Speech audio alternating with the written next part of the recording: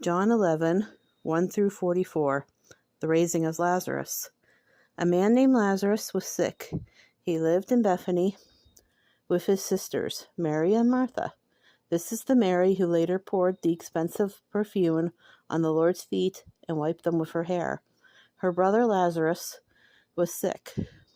So the two sisters sent a message to Jesus telling him, "Lord, your dear friend is very sick." But when Jesus heard this, he said, "Lazarus' sickness will not end in death.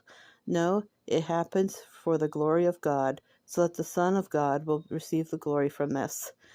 So although Jesus loved Mary, Martha, and Lazarus, he stayed where he was for the next 2 days. Finally, he said to his disciples, "Let's go back to Judea." But his disciples objected. "Rabbi," they said, "only a few days ago, the people in Judea were trying to stone you. Are you going there again?" Jesus replied, "There are 12 hours of daylight every day.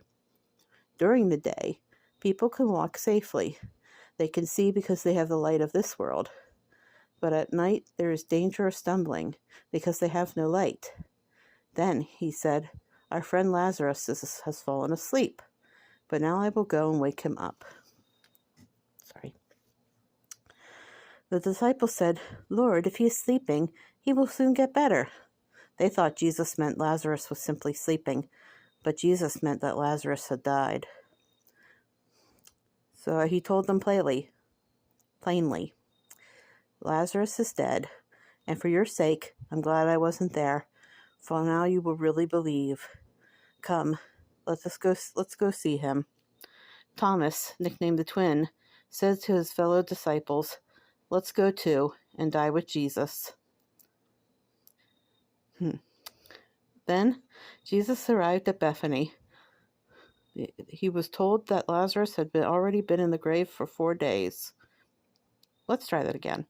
When Jesus arrived at Bethany, he was told that Lazarus had already been in his grave for 4 days.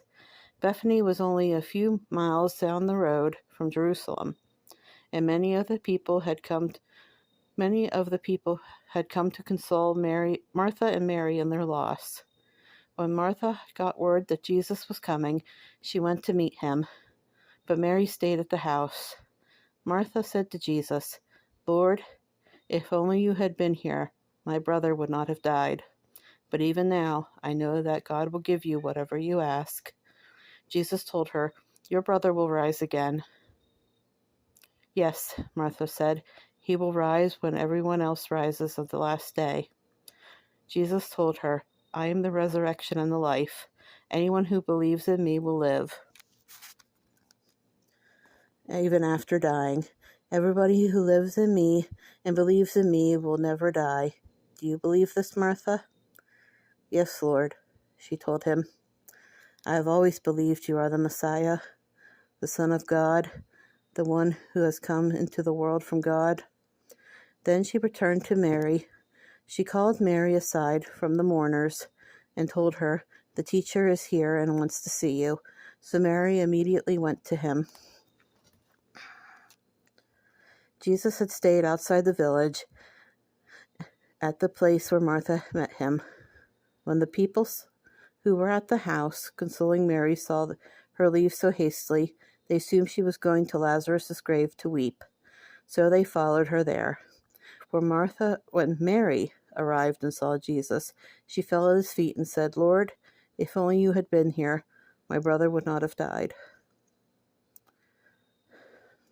When Jesus saw her weeping and saw the other people wailing with her, a deep anger welled up within him, and he was deeply troubled. "Where have you put him?" he asked them. They told him, "Lord, come and see." Then Jesus wept. That's to remind us that even though God and Jesus know how everything's going to work out, they still cry with us because they hurt too. They hurt when we hurt. They love us so much. The people who were standing nearby said, "See how much he loved him?" But some said, "This man healed a blind man. Couldn't he have kept Lazarus from dying?" Jesus was still angry as he arrived at the tomb. A a cave with a stone rolled across the entrance.